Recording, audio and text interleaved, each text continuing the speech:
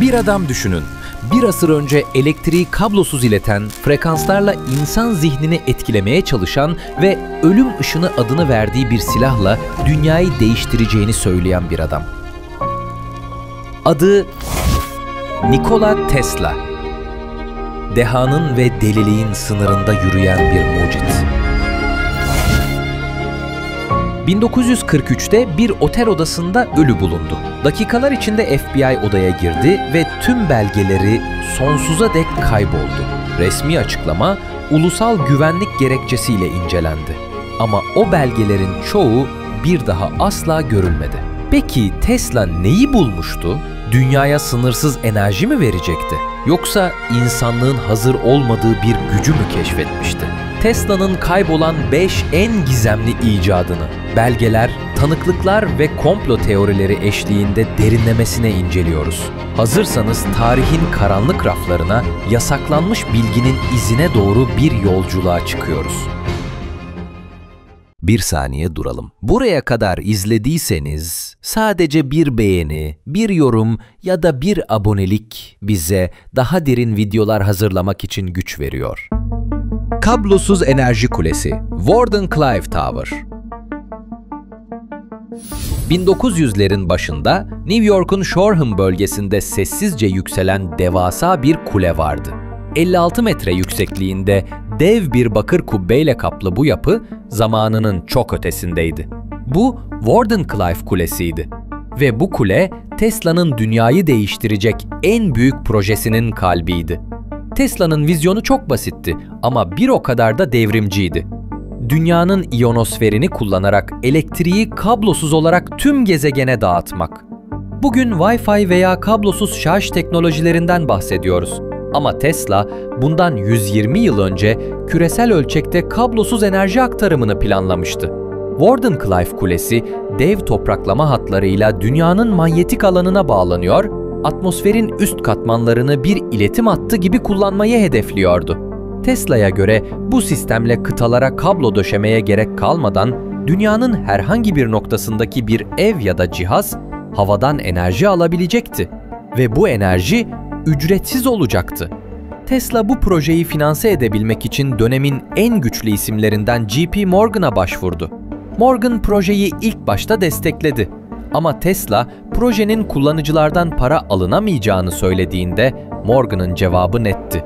Elektriği metre koymadan nasıl satmayı düşünüyorsun? İşte bu cümle tarihin yönünü değiştirdi. Tesla'nın küresel enerji vizyonu kapitalist sistemle çatışıyordu. Enerjiyi kablosuz ve ücretsiz sağlamak.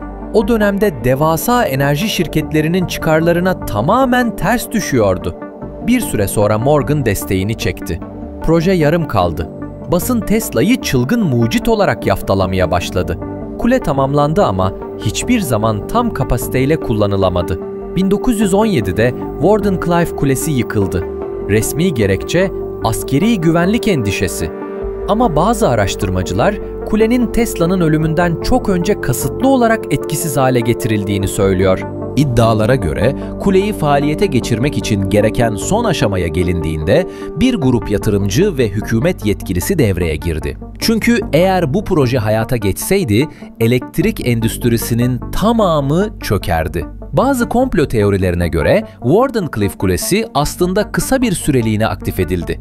Yakın bölgelerdeki bazı evlerin lambalarının kablosuz bağlantı olmadan yandığına dair yerel tanıklıklar var. Ancak bu iddialar hiçbir zaman resmen doğrulanmadı. Kulenin yıkılmasıyla birlikte Tesla'nın kablosuz enerji vizyonu da tarihin tozlu sayfalarına gömüldü.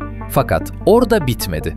Tesla'nın bu sistemle ilgili çizimleri, planları ve hesapları ölümünden sonra FBI tarafından el konulan belgeler arasındaydı. Bugün bile bazı mühendisler Tesla'nın bu teorisinin çalışabileceğini söylüyor. Hatta modern bazı kablosuz enerji kuleleri girişimleri Tesla'nın orijinal Wardenclyffe planlarını temel alıyor. Yani soru şu: Tesla gerçekten dünyanın enerji sistemini sonsuza kadar değiştirecek bir teknolojinin eşiğinde miydi? Yoksa Wardenclyffe hiçbir zaman çalışmayacak bir hayalin sembolü müydü? Bu sorunun cevabı hala karanlıkta. Tıpkı kule gibi sessizce gökyüzüne doğru yükselip sonra yok olan bir vizyon gibi. Ölüm ışını, Death Ray. Tesla'nın en çok konuşulan ama en az kanıtlanabilen icadı, ölüm ışını. 1930'lu yıllarda dünya yeni bir savaşın eşiğindeyken Tesla basına şok edici açıklamalarda bulundu. Öyle bir silah geliştirdim ki diyordu, bu silahın menziline giren her uçak, her ordu anında yok olur. Bu silah savaşları imkansız hale getirecek. Bu açıklamadan sonra gazeteler ona ölüm ışını adını verdi. Tesla ise bu silahın amacını saldırı değil, savunma olarak tanımlıyordu. Peki bu ölüm ışını neydi? Tesla'nın anlattığına göre cihaz, son derece yoğun ve yönlendirilmiş bir enerji ışınını havada kilometrelerce uzağa iletebiliyordu. Bu ışın hedefe ulaştığında metal objeleri eritecek, motorları durduracak, uçakları düşürecek güçteydi. Tesla bu cihazın planlarını Amerika Birleşik Devletleri, Sovyetler Birliği, İngiltere ve Yugoslavya gibi ülkelere satmaya çalıştı. Ancak o dönemde hiçbiri teklifi ciddiye almadı ya da öyle söylediler. Bazı kaynaklara göre Sovyet yetkililer Tesla'nın çizimlerinin bir kısmını satın aldı. 1937'de Tesla'nın New York'taki laboratuvarına giren hırsızların özellikle belirli dosyaları çaldığı kayıtlara geçti. Dosyaların içeriği hiçbir zaman bulunamadı. 1940'ların başında Tesla, ABD hükümetine tekrar başvurdu. Japonya'ya karşı kullanılabilecek bir savunma kalkanı önerdi. Ama yine resmi bir anlaşma yapılmadı. Tesla 1943'te öldüğünde FBI odasındaki belgeleri el koydu. Daha sonra belgeler Top Secret damgasıyla mühürlendi. 1950'lerde bazı kısımları açıldı ama ölüm ışınına dair detaylı planlar ortada yoktu. 1958'de ABD ordusunun Project Nick adlı bir çalışma yürüttüğü ortaya çıktı. Bu proje yüksek enerjili parçacık ışınları üzerineydi. Tesla'nın teorilerine çok benziyordu. Bazı komplo teorisyenlerine göre Tesla'nın ölüm ışını gerçekten üretildi ama kamuoyuna hiçbir zaman açıklanmadı. Soğuk Savaş döneminde gizli savunma sistemlerinin bir parçası olarak kullanıldığı iddia edildi. Tesla'nın cihazına dair en çarpıcı ayrıntılardan biri geleneksel lazer veya optik sistemlere dayanmamasıydı. Onun sistemi, iyonize hava kanalları boyunca parçacık akışıyla görünmez bir enerji tüneli oluşturuyordu. Modern elektromanyetik silah teknolojileriyle şaşırtıcı derecede benzerlik gösteriyor. Eğer Tesla gerçekten böyle bir silah geliştirdiyse, bu 1940'ların teknolojisinin çok ötesinde bir güç anlamına geliyordu. Ve belki de tam da bu yüzden bu bilgi yasaklandı. Belgelerin kaybolması, hırsızlık vakaları, devletlerin sessizliği, tüm bunlar tesadüf müydü yoksa ölüm ışını gerçekten var mıydı? Bugün yüksek enerjili parçacık ışınları ve mikrodalga silahları üzerine çalışan birçok proje Tesla'nın açıklamalarına şaşırtıcı derecede benziyor. Ama onun orijinal cihazı hala bulunamadı. Belki de bir yerlerde gizli bir arşivin derinliklerinde hala duruyor. Belki de çoktan kullanıldı. Yerçekimi karşıtı uçan araç. Uçan araçlar bugün bile insanlığın en büyük hayallerinden biri. Ama Tesla bundan 100 yıl önce havada sessizce süzülen, yakıt kullanmadan uçabilen bir makine tasarladığını iddia etti. 1910'lu yıllarda Tesla, basına yaptığı bir açıklamada uçaklara ihtiyaç kalmayacak, yeni bir uçuş sistemi geliyor diyordu. Bu açıklamanın ardından Tesla, kendi deyimiyle uçan bir makine için çalışmalara başladı. Ancak bu makine, o dönemin uçakları gibi kanatlara ya da pervanelere dayanmıyordu. Onun planı tamamen farklıydı. Tesla'ya göre bu araç, elektromanyetik alanlar yaratarak yer çekimini etkisiz hale getirecek ve sessizce havada süzülecekti. Çizimlerinde yuvarlak bir gövde, alt kısımda güçlü bobin sistemleri ve etrafında dönen enerji halkaları vardı. Bugün bu tasarımı gören birçok kişi uçan daire formuna şaşırtıcı derecede benzediğini söylüyor. Bazı kaynaklar Tesla'nın bu aracı 1920. yıllarda küçük bir modelle test ettiğini iddia eder. Ancak bu testlere ait hiçbir fotoğraf veya resmi kayıt bugüne ulaşmadı. Tesla'nın ölümünden sonra odasından alınan belgeler arasında uçan makineye dair çizimlerin olduğu iddia edildi. Ancak bu belgeler FBI tarafından el konulan dosyaların arasında kayboldu. 1950'li yıllarda ABD'de ortaya çıkan uçan daire gözlemleri ve aynı dönemde askeri hava sahalarında test edilen gizli araçlar, bazı araştırmacılara göre Tesla'nın çizimlerinden esinlenmiş teknolojilerdi. Özellikle Nazi Almanyası'nın savaşın son dönemlerinde Die Glocke, Uçan isimli yerçekimi karşıtı bir araç üzerinde çalıştığına dair iddialar, Tesla'nın çizimlerinin Sovyetler ya da Almanlar tarafından ele geçirilmiş olabileceği teorilerini güçlendirdi. Bazı komplo teorisyenlerine göre Tesla'nın uçan makinesi, Soğuk Savaş döneminde geliştirilen gizli hava araçlarının temelini oluşturdu. Sessiz, pervane kullanmayan disk şeklindeki araçlar bugün bile UFO görüntülerine benzer. Elbette bu teorilerin büyük kısmı resmen doğrulanmadı. Ancak Tesla'nın kendi açıklamaları ortada. Uçuş prensipleri aerodinamikten değil, doğanın kendisinden gelir. Yer çekimini kullanmak yerine ona hükmedeceğiz. Bu sözler Tesla'nın vizyonunun ne kadar ileri gittiğini açıkça gösteriyor. Bir mucit, 1920. yıllarda yer çekimini elektromanyetik alanlarla aşabilecek bir uçan araç tasarladıysa, neden bu proje asla açıklanmadı? Belgeler neden kayboldu? Ve daha da önemlisi, bu teknoloji bugün bir yerlerde kullanılıyor olabilir mi?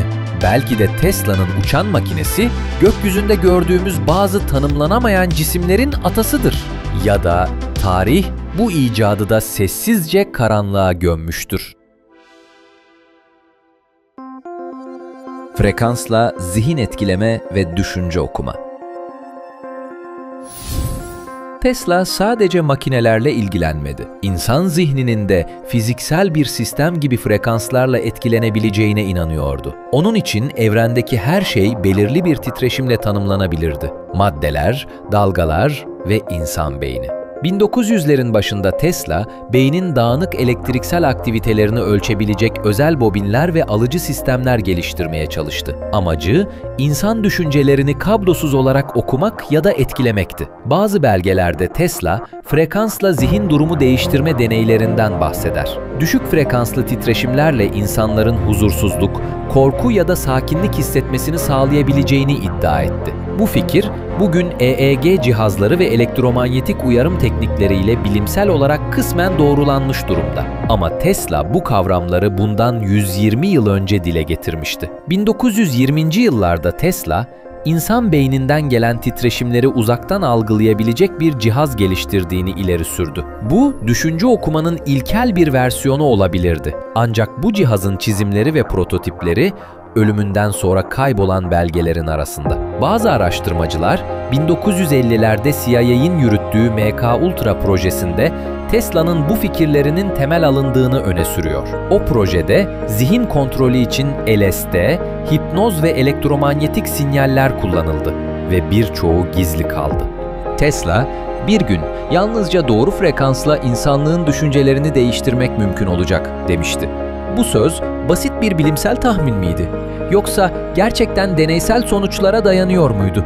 Bazı komplo teorisyenleri Tesla'nın bu alandaki çalışmalarının kamuoyuna açıklanmadığını, çünkü bu teknolojinin kontrol edilmesi gerektiğini savunuyor. Eğer gerçekten zihin durumlarını uzaktan değiştirmek mümkünse, bu teknoloji kimin elindeydi? Tesla'nın bu çalışmaları, ölüm ışını ya da uçan makineden bile daha sessiz ama daha tehlikeli bir potansiyel taşıyordu. Çünkü bir enerji dalgasını yok edebilirsiniz ama bir fikri durdurmak çok daha zordur. Bugün bile bazı modern savunma teknolojilerinde kalabalıkları dağıtmak için belirli frekansların kullanıldığı biliniyor. Ve bu fikirlerin kökeni bir asır önce Tesla'nın laboratuvarında atılmış olabilir. Belki de Tesla, geleceğin en tehlikeli icadını, insan zihnini çözmüştü. Ve bu yüzden bu bilgiler yasaklanmış bilgi olarak kaldı. Zaman deneyi ve titreşim teorileri. Tesla için evrenin sırrı enerji, frekans, titreşim üçlüsündeydi. Evrenin sırlarını bulmak istiyorsanız enerji, frekans ve titreşim açısından düşünün derdi ve tüm çalışmaları bu ilkeye dayanıyordu. Yalnızca elektrikle değil, titreşimlerle de deneyler yapıyordu. Bir deneyinde küçük bir mekanik osilatörü binanın kolonuna yerleştirdi. Birkaç dakika sonra bina sarsılmaya başladı. Cihazı durdurmasaydı çökeceğini söyledi. Bu deney doğru frekansla dev yapıları yıkma fikrini doğurdu. Ama Tesla, aynı prensibin uzay zaman yapısını da etkileyebileceğine inanıyordu. Bazı kaynaklara göre laboratuvarında yüksek frekanslı elektromanyetik alanlar yaratarak zaman akışında küçük sapmalar gözlemledi. Bu notlar hiçbir zaman açıklanmadı ve ölümünden sonra kaybolan belgelerle birlikte yok oldu. En tartışmalı iddia, 1940'lı yıllarda ABD donanmasının Philadelphia deneyinde Tesla'nın teorilerinden faydalanmış olabileceği. Efsaneye göre bir savaş gemisi görünmez hale getirilirken zaman ve mekanda anlık bir kayma yaşadı. Tanıklar geminin birkaç saniyeliğine kaybolduğunu, geri döndüğünde mürettebatın bir kısmının metal yapıya gömüldüğünü iddia etti. Olay hiçbir zaman resmen doğrulanmadı, ancak Tesla'nın titreşim teorileri bugün kuantum fiziği ve rezonans araştırmalarıyla şaşırtıcı şekilde örtüşüyor. Bazı fizikçiler doğru frekanslarla mekan-zaman dokusunda yerel bükülmeler yaratmanın teorik olarak mümkün olduğunu söylüyor. Tesla bunu 1930'larda anlatıyordu. Peki gerçekten zamanla oynayabilecek kadar ilerlemiş miydi? Bazı araştırmacılara göre kaybolan belgeler arasında zaman manipülasyonuna dair formüller vardı ve bunlar ya yok edildi ya da askeri arşivlere kilitlendi. Eğer doğruysa Tesla yalnızca elektriği değil, zamanı da anlamıştı ve belki de bu yüzden bilgisi tarihin en karanlık dosyalarından birine dönüştü.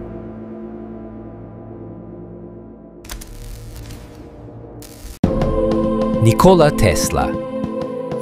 100 yıl önce çağının çok ötesinde fikirleriyle insanlığı hem büyüledi hem de korkuttu. Kablosuz enerjiyle dünyayı aydınlatmak, yer çekimini yenmek, düşünceleri frekanslarla etkilemek ve zamanı bükmek. Bunlar birer hayal değil, Tesla'nın kendi notlarında yer alan gerçek projelerdi. 1943'te öldüğünde ardında yüzlerce deney, çizim ve formül bıraktı. Ama o gece FBI tüm belgelerine el koydu. Birçoğu kayıp ilan edildi. Bazıları ise gizli arşivlerde mühürlendi. Eğer Tesla'nın vizyonu gerçekleşseydi dünya bambaşka bir yer olurdu. Ücretsiz enerji, sessiz uçan araçlar, savaşları durduran sistemler, düşünceleri okuyabilen makineler ve belki de zamanı kontrol eden bir teknoloji. Ama bazı bilgiler insanlığa açıklanamayacak kadar güçlüdür. Tesla'nın kayıp icatları hala karanlıkta bekliyor.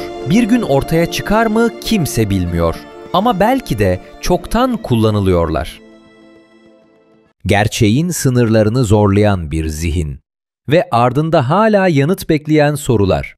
Nikola Tesla'yı saygıyla anıyoruz.